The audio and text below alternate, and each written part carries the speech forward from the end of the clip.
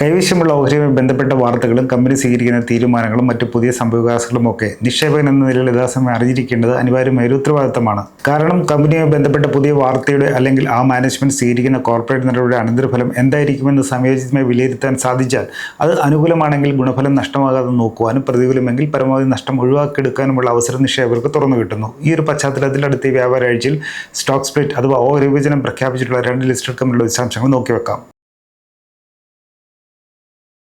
Chemical സെക്ടറിൽ പ്രവർത്തിക്കുന്ന പ്രമുഖ കമ്പനിയാണ് A1 ലിമിറ്റഡ്. ഗുജറാത്തിലെ അഹമ്മദാബാദ് കേന്ദ്രമാക്കിയാണ് ഈ സ്മോൾ ക്യാപ് കമ്പനിയുടെ പ്രവർത്തനം. വ്യാവസായിക മേഖലയിലേക്ക് ആവശ്യമായ വിവിധതരം ആസിഡുകളുടെയും കെമിക്കലുകളുടെയും മൊത്ത വ്യാപാരത്തിലാണ് A1 ലിമിറ്റഡ് ശ്രദ്ധയൂന്നിയിട്ടുള്ളത്. Nitric acid, sulphuric acid, hydrochloric acid, ethyl acetate എന്നിങ്ങനെയുള്ള രാസപദാർത്ഥങ്ങളാണ് കമ്പനിയുടെ പ്രധാന വിപണന ഉൽപ്പന്നങ്ങൾ.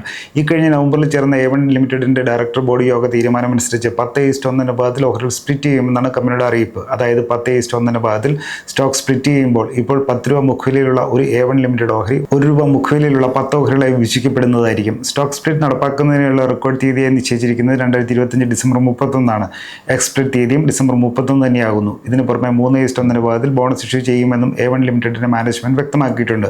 കഴിഞ്ഞ ഒരു വർഷത്തിനിടെ ഈ ഓഹരി 335% നേട്ടമാണ് കരസ്ഥമാക്കിയിട്ടുള്ളത്. 2024 ഡിസംബറിൽ 400 രൂപ നിലവാരത്തിലുണ്ടായിരുന്ന A1 ലിമിറ്റഡ് ഓഹരി ഇപ്പോൾ 1753 രൂപ നിലവാരത്തിലാണ് വ്യാപാരം ചെയ്യപ്പെടുന്നത്.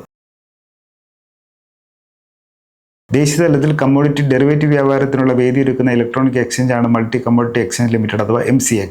സ്വർണം, അടിസ്ഥാന ലോഹങ്ങൾ, ക്രൂഡ് ഓയിൽ എന്നിങ്ങനെയുള്ള കമ്മോഡിറ്റികളുടെ അവധി വ്യാപാരത്തിൽ രാജ്യത്തെ ഏറ്റവും വലിയ എക്സ്ചേഞ്ചുമാണിത്. ഈ കഴിഞ്ഞ ഓഗസ്റ്റിൽ ചേർന്ന MCXന്റെ ഡയറക്ടർ ബോർഡ് യോഗ തീരുമാനമനുസരിച്ച് 10:2 അനുപാതത്തിൽ ഓഹരികൾ സ്പ്ലിറ്റ് ചെയ്യുമെന്നാണ് കമ്പനിയുടെ പ്രഖ്യാപനം.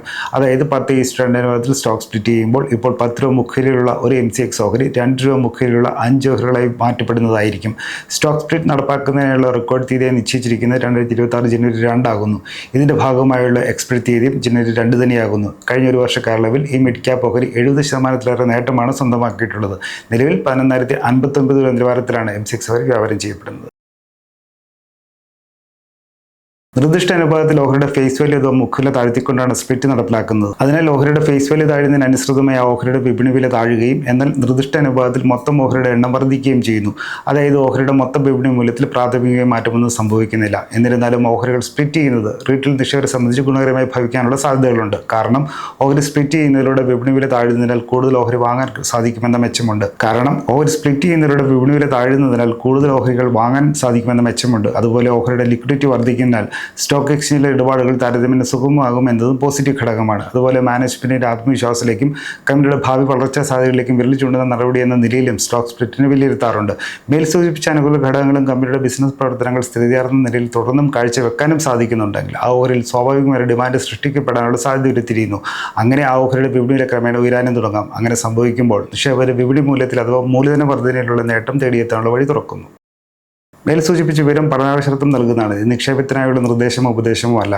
ഓഹരി നിക്ഷേപം വിപണിയുടെ ലാഭനഷ്ട സാധ്യതകൾക്ക് വിധേയമാണ്. ഓഹരിയിൽ നിക്ഷേപിക്കുന്നതിന് മുമ്പ് സെബി അംഗീകൃത സാമ്പത്തിക വിദഗ്ധരുടെ സേവനം തേടുകയോ അല്ലെങ്കിൽ സ്വന്തം നിലയിൽ കൂടുതൽ പഠനം നടത്തിയോ നിങ്ങൾക്ക് ചെയ്യാവുന്നതാണ്. കൂടുതൽ വാർത്തകളും വിശേഷങ്ങളും ഇറ്റുമേലുള്ള ഫോളോ ചെയ്യുക, സബ്സ്ക്രൈബ് ചെയ്യുക. മറ്റു വിഷയമായി വീണ്ടും കാണാം.